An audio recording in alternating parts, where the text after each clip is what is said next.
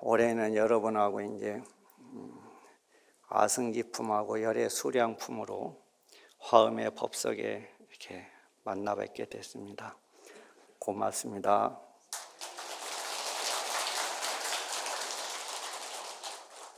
근데 이게 이제 이런 품을 만나면 법사는 아주 애를 먹습니다. 왜 그러냐 그러면은 이 품 내용에 교의적이라든가 교훈적인 말씀이 하나도 없고요. 내 숫자만 말씀하시거든요. 그죠?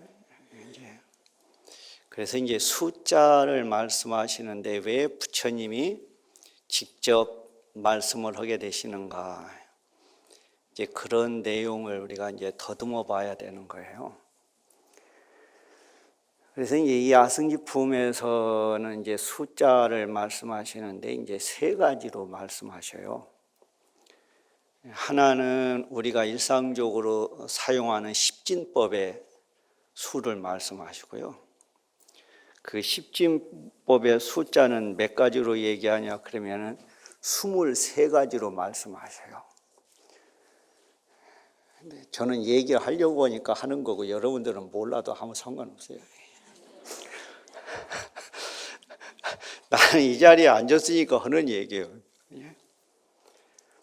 그러니까 이제 23가지가 뭐냐 그러면은 1, 10, 1, 2, 3, 4, 5, 6, 7, 8, 9, 10, 100, 1000, 만, 억, 조 이렇게 나가는 수 단위가 경에서는 23가지로 말씀하신다는 거예요.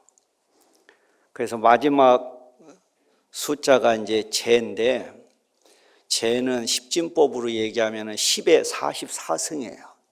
복잡하죠? 10의 2승을 넘어가면 복잡해지는 거예요. 10의 2승은 뭐예요? 100이잖아요. 그러니까 3승, 4승 넘어가면 골치 아파지는 거예요. 그래서 저는 학교 다닐 때 국영수는 포기하고 살았거든요. 그래서 저는 제일 행복한 것 중에 하나가 학교 다니면서 국영수를 못했다는 것이 이 세상에서 제가 행복해질 수 있는 요소였어요. 제가 국영수를 잘했으면은 통도사에 와 있겠어요. 그래서 제가 국영수를 못했기 때문에 머리 깎고 사는 거예요. 그래서 저는 공부를 못한 것이 저에게 제 인생에서 최고의 행운이었어요. 그죠? 아니, 박수 칠 일이 아니에요. 그죠? 근데 이 세상에서는 이 수라는 것으로 우리 일상생활에서 정해져 있는 수가 지금까지 몇 가지가 있냐 그러면 29가지로 정해놨어요. 수라고 하는 것은 절대적인 것이 아니라 이런 이제 공리적이라고 학술에서는 표시하는데 정해놓은 것을 가지고 얘기하는 거예요. 1m가 얼마인지 여러분들 기준을 아세요? 1m의 기준. 그죠? 뭐가 1m인지 이게 1m의 기준이라고 하는 것도 과학이 발전하면서 그 기준이 바뀌어요. 요즘에는 진공 상태에서 빛이 이동하는 거리를 가지고 1m를 측정해요. 과거에는 제가 조사해 보니까 시계추의 진동 간격으로 1m를 규정했대요. 추가 한 번 왔다 갔다 하는 그 간격을 기준으로 1m를. 그런데 이제 과학이 발전하면서 그게 이제 오차가 있다 보니까 요즘에는 진공 상태에서 빛이 얼마를 가느냐 그러면은 하도 이것도 내가 써봤어요. 2억 9,979만 2,458분의 1초 동안 움직인 거리, 그게 1m의 기준이에요. 못 외워요. 이걸 어떻게 외워? 그죠? 2억 9,900분의 1초 동안에 빛이 이동한 거리를 1m라고 한다. 그것도 전제가 뭐냐? 진공 상태에서. 왜 진공 상태냐? 빛의 이동에 장애가 있으면 안 되니까.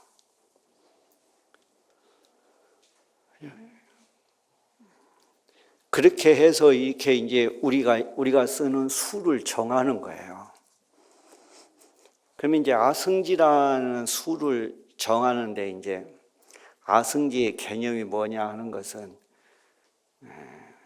아는 부정사고요. 무 없다는 말이에요. 그리고 승지는 수라는 말이에요. 그래서 한문으로 번역할 때 무수 그렇게 번역을 해요. 그러면 숫자가 없다는 말이 아니라 경상도 말로 억수로 많단 말이에요. 그게 숫자를 헤아릴 수 없다라고 하는 말이 무수예요. 그러면 왜 아승지라고 하는 선을 정해놨냐 그러면은 경에서는 인간과 신이 헤아릴 수 없는 숫자가 단위가 아승지부터라는 거예요. 아승지가 얼마냐 그러니까요. 숫자가 32개예요. 일십, 백, 천에서. 근데 이 세상에 읽을 수 있는 숫자는 몇 개라고 그랬어요? 29가지라고 그랬죠? 그러니까 읽을 방법도 없어요. 거기에 끄트머리 숫자가 뭐냐 그러니까 7로 시작돼요. 10의 2승이 아니라 32가지 수의 승이 2승이나 이런 게 아니라 7자로 시작돼요. 그러니까 무사라는 말이냐 그러니까 이 세상의 인간이나 신이 헤아릴 수 없는 단위, 그게 아승지예요. 그 다음에 이제 큰 것은 그렇게 나가고 숫자에는 또 작은 것이 있어요. 작은 거. 그 작은 것은 이제 마이너스로 나가는 거예요. 10에 마이너스 몇 승 이렇게 나가는 거거든요. 우리가 매일 듣는 말 가운데 미진이라는 게 있죠. 미진이 뭐냐 그러니까 십진법으로 하면 10에 마이너스 6승이에요.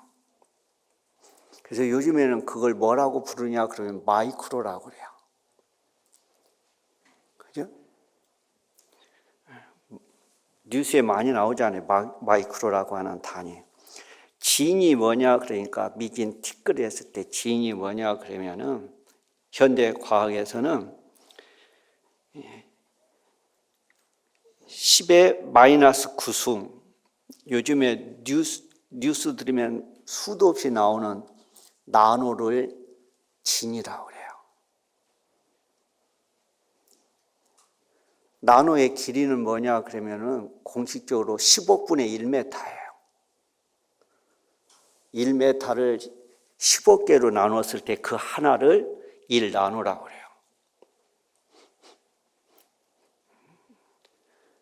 그래서 불교에서는 마지막으로 청정이 나오는데 허공, 청정 이렇게 나오는데 청정이 뭐냐 그러면 10에 마이너스 21승이에요. 그리고 현대 사회에서는 퀘토라고 해가지고 10에 마이너스 30승까지를 정해놨어요. 그게 작은 단위로 가는 거예요. 큰 단위로 가면은 불가설전이고요. 불교에서 작은 단위로 가면은 허공, 청정 이렇게 나와요. 그런데 이러한 수의 세계를 부처님이 왜 말씀하셨냐라고 하는 것이 이제 중요한데 부처님의 명호 가운데 뭐가 있냐 그러면은 무상사 그렇게 표현해요. 무상사. 부처님은 부처님을 가르칠 스승이 없다. 그게 부처님의 명호 가운데 하나거든요. 이제 수라고 하는 것은 요즘에 서양에서는 영어로 매스매틱스 그러잖아요. 그 매스매틱스의 어원이 그리스 말인데 제가 몰라요. 제가 산수도 어려운 사람이 그걸 알았겠어요. 찾아보니까 그렇다는 거예요. 수학이라고 하는 개념은 이게 전부 허위적 개념이에요. 그 매스매틱스라는 말은 그리스 말인데 그 어원은 배운다, 학습한다는 말이에요. 수학이라는 말이. 그러니까 부처님이 아승지를 말씀하셨다는 것은 부처님은 다른 말로 하면은 무수니까 배울 게 없다 그 말이에요. 그리고 수학이라고 하는 것은 우리가 한번 생각해 보세요. 이게 도하고 아무 상관이 없는 게요. 저는 이게 이제 그 수학에서 미분, 적분 이렇게 나가잖아요. 그럼 이건 아주 골치 아파지는 거예요. 그럼 왜 미분, 적분이 있고 순열, 조합, 함수가 있냐라고 하는 것은 그것은 인간의 사유의 산물이에요. 수학이라고 하는 것은 숫자를 계산하고 어떠한 형태와 꼴을 숫자로 표현하는 것이 수학이에요. 우리가 학교 다니면서 전부 배운 게 그거예요. 물리 시간에도 뉴턴의 운동 법칙. 그 전부 기호와 숫자로 표현하잖아요. 이게 배운다라고 하는 것은 뭐냐 그러면은 인간의 끊임없는 사유의 산물이에요. 그래서 현대에는 모든 것을 다 수학적으로 해결을 해요. 그래서 수학이라고 하는 것은, 수라고 하는 것은 철저한 인간의 사유의 산물이다. 그리고 그 숫자라고 하는 것은 펼치고 줄이는데 자유자재롭다. 그리고 그런 것들을 자유자재롭게 알 수 있는 사람은 누구밖에 없다? 부처님밖에 없다. 근데 이걸 이제 거꾸로 표현하면은 이게 막 엄청나게 큰 것 같잖아요. 근데 엄청나게 큰 것은 어디로부터 출발하냐 했을 때 제가 말씀드린 것처럼 인간의 사유로부터 나오는 거예요. 딱 하나. 인간의 생각이 만들어내는 거예요.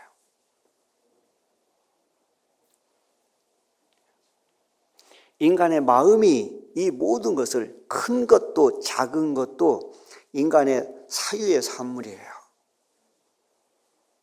이 세상의 모든 존재하는 것들은 인간이 사유를 통해서 구현해 놓은 세계예요. 여러분 스스로도 여러분 사유에 의해서 여러분을 구성해요. 저도 제 생각에 의해서 저를 만들어요.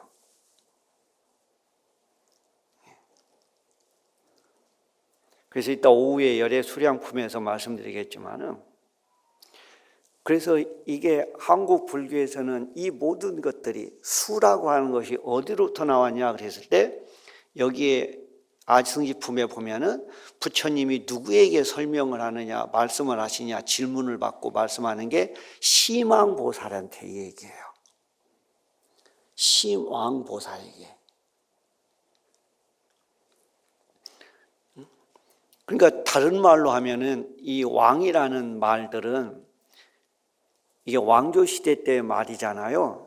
그러니까 다른 말로 바꾸면은 왕은 주인을 얘기하잖아요.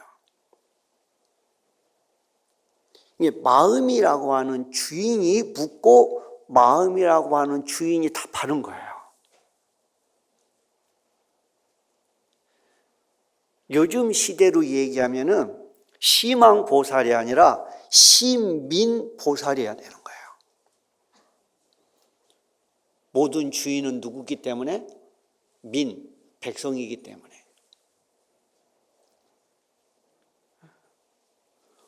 과거 문화 속에서 나왔으니까 심왕보살이라는 말이 나오는 거고요. 요즘 민주화 시대에는 심왕보살이 아니라 누구다? 심민보살이다. 왜? 나의 주인은 백성이기 때문에. 이 끝없는 세계와 가장 작은 세계는 누가 만드느냐? 내가 만든다는 거예요. 그래서 그 많은 것들을 하나에 담는 것이, 마음이라고 하는 하나 속에 담는 것이 화엄불교예요. 그런 것들이 공간으로, 도량으로 표현된 것이 뭐냐 그러면은 그게 통도사예요. 이런 것들을 공간적이고 문화적으로 갖고 있는 나라가 한국이에요. 그래서 한국은 세계의 모든 문화와 정신의 중심이 될 수밖에 없어요. 박수 치지 마시라니까요.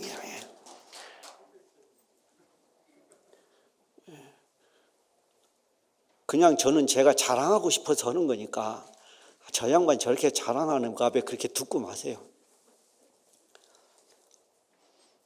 이걸 현대 용어에서는 문화적으로 용어를 쓸 때는 어떤 용어를 많이 쓰냐 그러면은 옴니버스라는 말을 써요. 버스는 버스예요. 그죠? 버스. 그죠? 앞에 접두사로 옴니라고 하는 것이 붙어 있는 거예요. 옴니버스. 예. 그럼 옴니라는 건 뭔 의미냐? 그러니까 모두 전체 그 말이에요. 모든 것을 다 실어서 목적지에 도달시켜주는 버스. 그게 옴니버스예요. 그러니까 옴니버스에는요, 누구나 타면 목적지에 가게 되는 거예요. 그걸 표현하는 게 뭐냐 그러면은 우리는 천왕문을 두르자마자 이 옴니버스를 만나는데 그 옴니버스가 뭐냐? 극락전 뒷벽에 붙어져 있는 반야용선이 옴니버스예요. 누구든지 그 배 타기만 하면 어디로 가?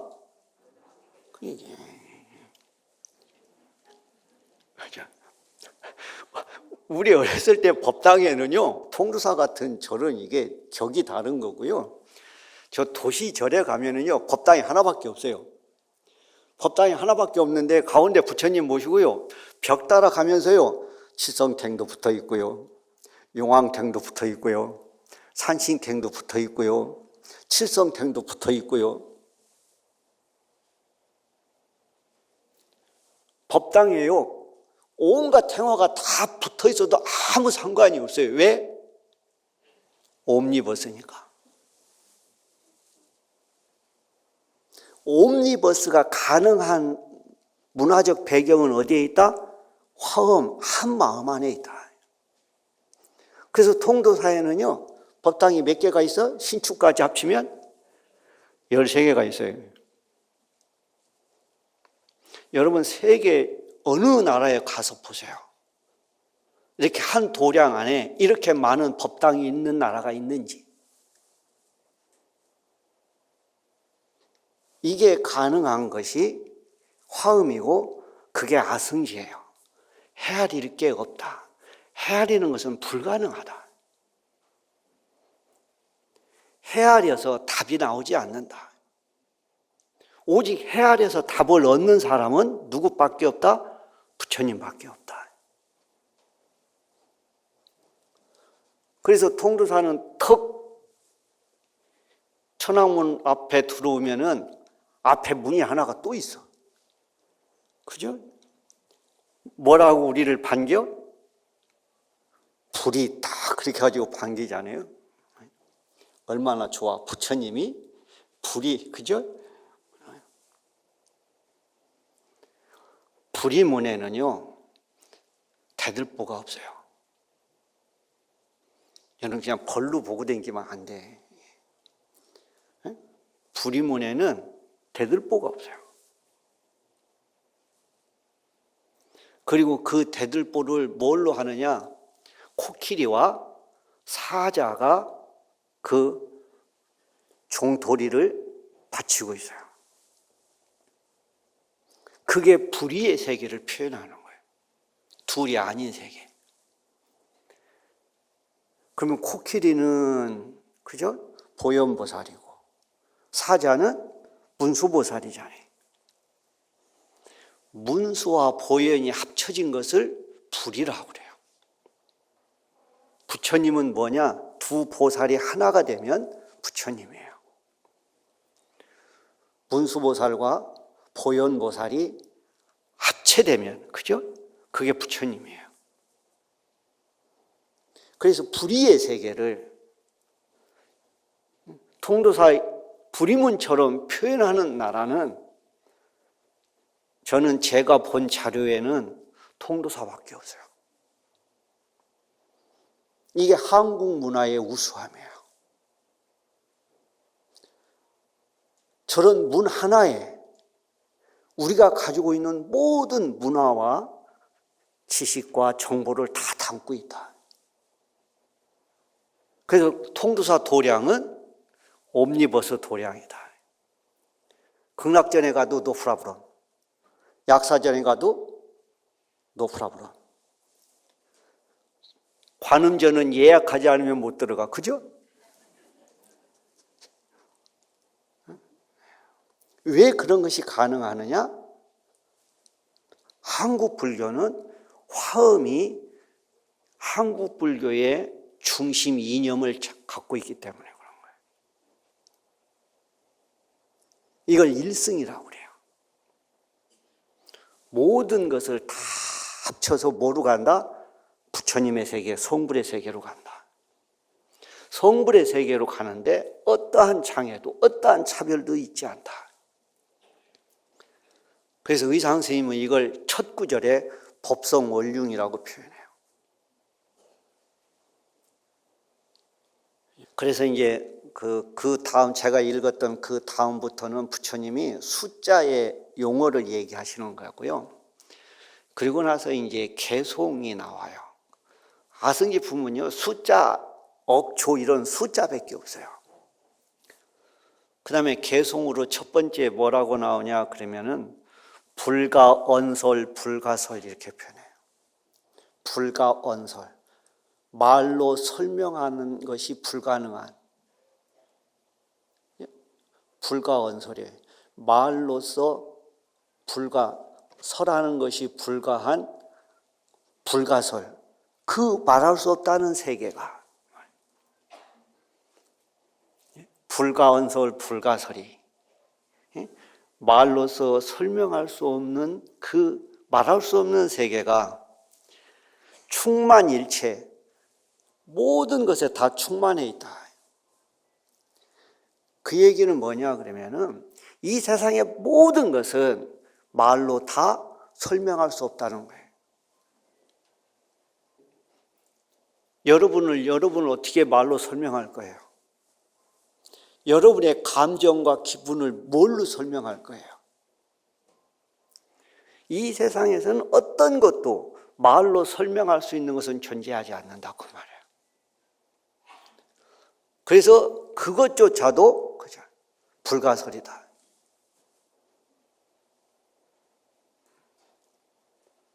그러니까 이 세상의 모든 것들은 배워서 해결될 수 없고 나눠서 설명할 수 없다.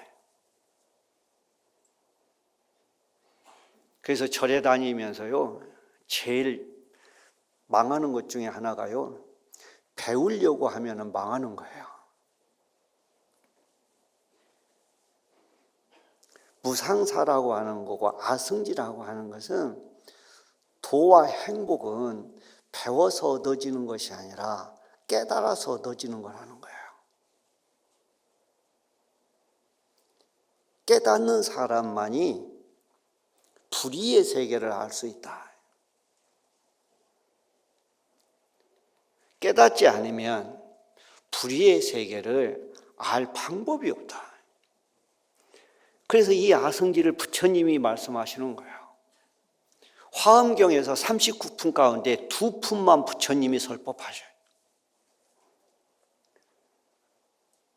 희한하잖아요. 그래서 불교를 믿는 사람들은 불교를 알려고 하지도 말고 불교를 뭘 하려고 하냐, 깨달으려고 해야 돼요. 불의가 뭐지? 배우는 게 뭐지? 내가 믿는 게 뭐지? 내가 사는 게 뭐지? 내가 죽는 게 뭐지? 그걸 공부하는 것이 불교예요. 그래서 금강경을 다 외워도 행복하지 않아요. 왜 행복하지 않으냐? 깨닫지 못해서 그래요. 행복은 아는 것으로 오지 않아요.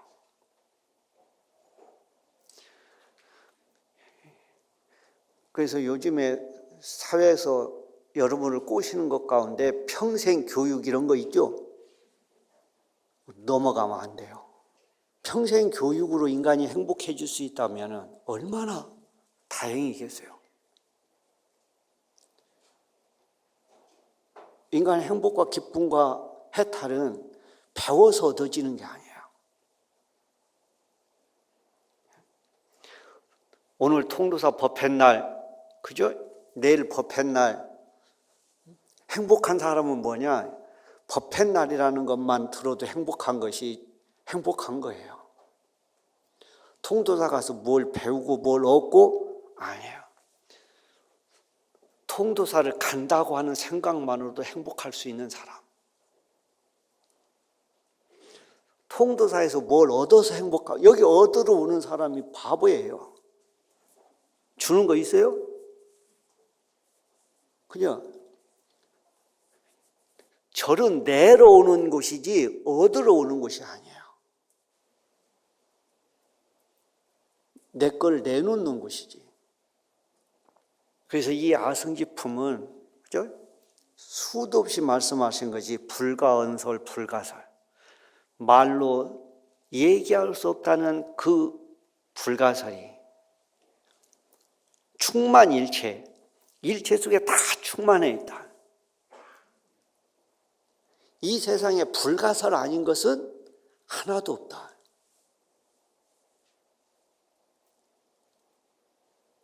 그러니까 불가설인데 뭘 알고 뭘 배울 거냐고요.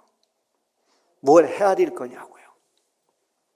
그러니까 오직 절에 다니는 사람들은 배우러 다니는 것이 아니라 깨닫기 위해서 다녀야 된다.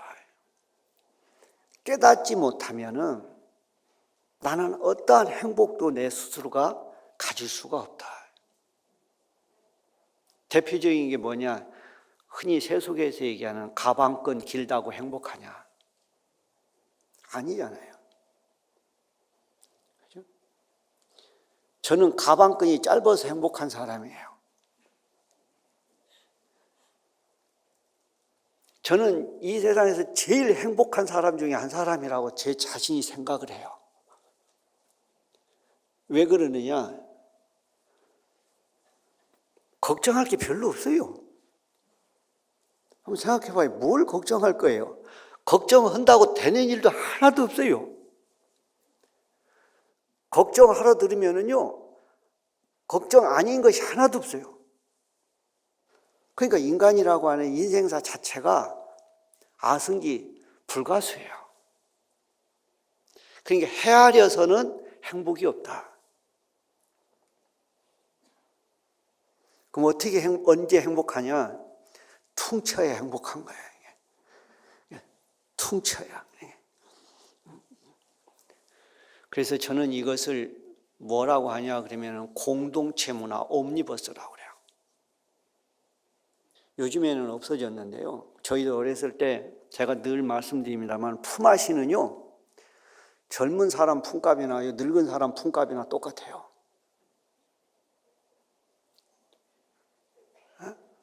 노동력에 비례하지 않아요. 70 먹은 할아버지 품값이나 25 먹은 청년의 품값이나 하루 일해주면 똑같아요. 그게 공동체 문화예요.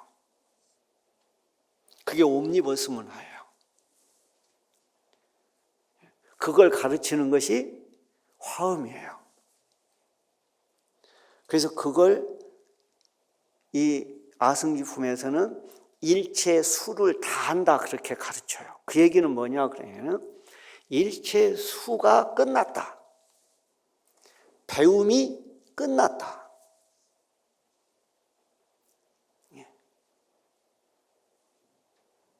배울 것이 없어서 행복하다. 그러니까 이 세상에서 가장 행복한 건 뭐냐? 우리가 불교를 만나는 거예요. 불교를 만나지 못하면은 전부 차별 속에서 사는 거예요. 나누고 분류하고 차별하고.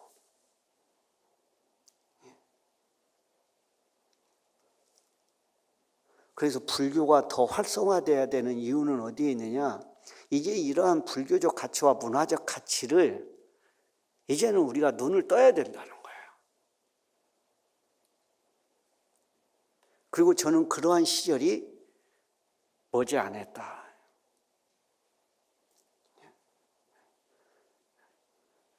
그런 역할들은 누가 해줘야 되느냐? 이제 앞으로 여러분들이 그러한 역할을 해야 된다. 그래서 앞으로 한국이 어느 분이 얘기한 것처럼 가장 아름다운 문화 강국이 돼서 이 세상의 사람들이 다 한국을 부러워하고 한국을 닮으려고 그러고 한국을 본받으려고 하고 어떤 스님이 일본에서 한국 강원에 왔는데요. 한국 강원을 제가 사는 동안에는 그 양반이 유일해요. 한국에 와서 한국 강원을 졸업하고 간 일본 스님. 그 스님이 통도사 강원에 왔는데요. 통도사 강원에 온 이유가 딱 하나예요. 화엄경 보고 싶어서요. 일본에서는 화엄경을 볼 수가 없어서 가르쳐 주는 데도 없고 같이 하는 데도 없어서 그래서 왜 한국을 오냐 그랬더니 스님 화엄경 보고 싶어서요. 그게 한국 문화의 위대함이에요. 그러니까 화엄경 몰라도 아무 상관없고요. 그죠? 저도 아까 안 보여가지고 눈 이렇게 들고 읽었잖아요. 안 보여 이게 막 두 줄, 세 줄로 보이고. 뭐만 하면 되느냐? 통도사에 다니기만 하면.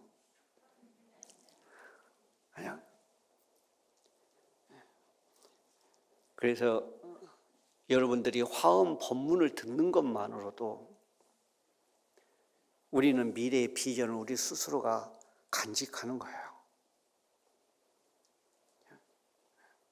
화엄이라고 하는 말만 들어도 우리가 행복할 수 있는 것들.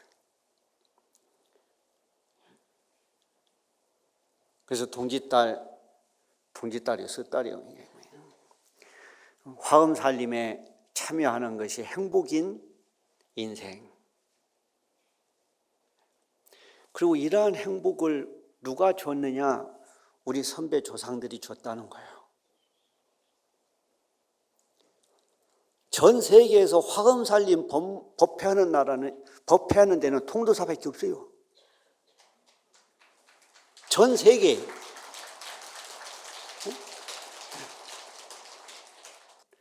아승지는 뭐라고요? 불가수. 헤아릴 수 없다. 헤아릴 수 없는 것은 뭐다? 배울 수 없는 거다. 배울 수 없는 것은 뭐다? 깨달아야만 되는 거다.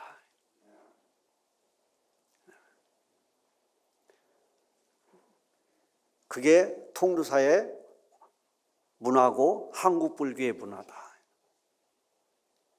그래서 모든 사람들이 헤아림이 없이 분열이 없이 통합으로 가고 하나로 가는 문화를 가르치고 있는 것이 화엄이다.